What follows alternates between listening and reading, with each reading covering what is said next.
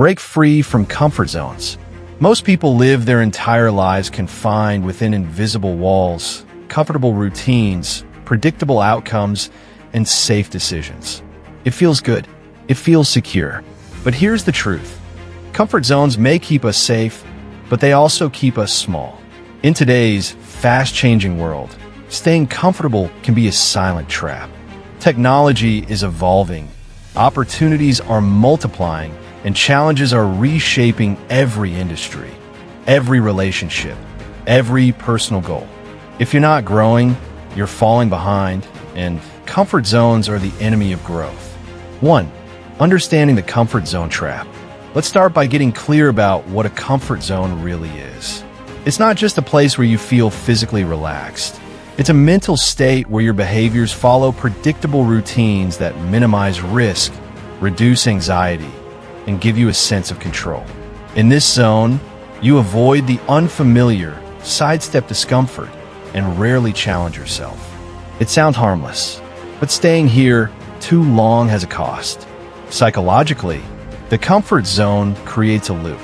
The more you avoid discomfort, the more your brain becomes conditioned to interpret uncertainty as danger. Over time, even harmless things like trying a new skill, starting a conversation with a stranger, or voicing your opinion begin to feel overwhelming. Your world shrinks. Now consider this. In a time when change is accelerating faster than ever, staying still is equivalent to moving backward. New technology, new business models, new social expectations, they demand flexibility, resilience, and lifelong learning. People who remain in comfort zones often struggle to adapt, falling behind while others leap ahead. 2. Why it's so hard to break free. Breaking out of your comfort zone isn't just about willpower, it's about rewiring your brain. Neuroscience tells us that the brain is wired for efficiency. It prefers the familiar because it takes less energy. When you step into something new, your brain lights up with alertness, uncertainty, and even fear. This response is ancient, part of your survival mechanism. But in today's world, that ancient wiring can hold you back. Here's what typically happens when people try to break out of their comfort zone. 1. Fear kicks in. What if I fail? 2. Doubt creeps in. Maybe I'm not ready. 3. Excuses rise up. Now's not the right time. These aren't signs of weakness.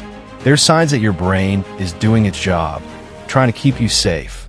But safe is no longer the same as successful. To grow, you have to lean into those mental alarms and train yourself to push forward anyway. 3. What growth really looks like. Let's reframe discomfort. Most people see it as a threat, but high performers, entrepreneurs, athletes, leaders see it as a signal. Discomfort means you're stretching your limits. Growth doesn't come from doing more of the same. It comes from doing what's new. Take these examples. An introvert who starts networking. At first, it's awkward and exhausting. But over time, they build stronger relationships and unlock opportunities they never imagined. An employee who asks for more responsibility. They feel nervous, even unqualified. But in taking on the challenge, they learn faster, grow confidence, and open new career doors. A creative who shares their work online for the first time. Vulnerability hits hard, fear of judgment, of failure. But soon, feedback sharpens their craft and their audience grows. Every major breakthrough, personal or professional, starts with a moment of tension, fear, and hesitation. What separates those who grow from those who stay stuck is one simple difference: action in the face of fear. 4. Micro actions that lead to big change. You don't need to blow up your life to break free from your comfort zone. In fact, radical leaps often backfire. The key is small, sustained steps. Think of it as micro-discomfort training. Here are a few examples of micro-actions that build your resilience. Speak up in a meeting, even if your voice shakes. Take a different route home, just to disrupt your routine. Learn a new skill online and post your progress weekly. Wake up 30 minutes earlier and use that time for something meaningful. Send a message to someone you admire, even if you fear rejection. Each of these actions may feel minor, but collectively, they teach your brain a new lesson. I can't survive discomfort. In fact, I can thrive in it. Over time, your comfort zone expands. What once terrified you becomes normal. You build courage as a habit, not a trait you're born with, but a muscle you strengthen daily. 5. The science of adaptive discomfort. Let's take this a level deeper. There's a psychological principle called optimal anxiety. It suggests that performance peaks not when we feel safe, but when we experience a moderate level of stress, enough to push us, but not paralyze us. Too much stress leads to panic. Too little leads to boredom. But just enough? That's the sweet spot.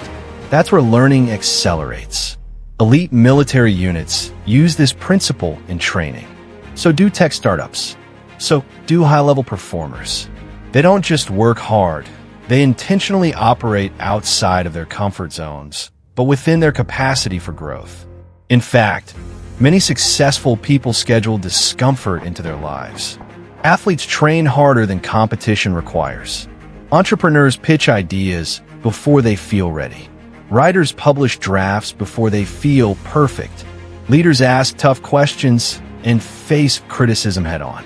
They do it not because they enjoy discomfort, but because they understand this truth. Discomfort is the price of excellence. 6. Cultural pressure to stay comfortable. Let's address something that's not talked about enough. Society often rewards comfort.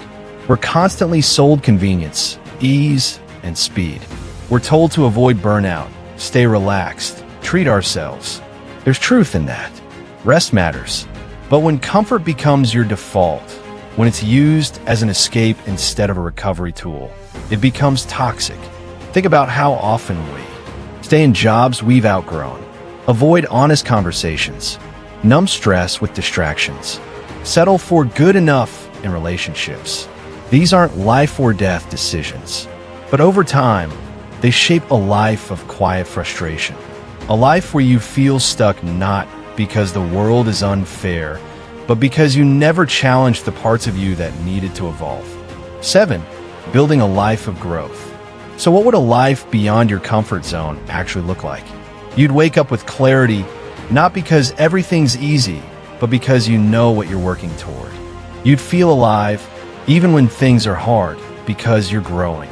You'd build resilience, knowing that challenges don't break you, they build you.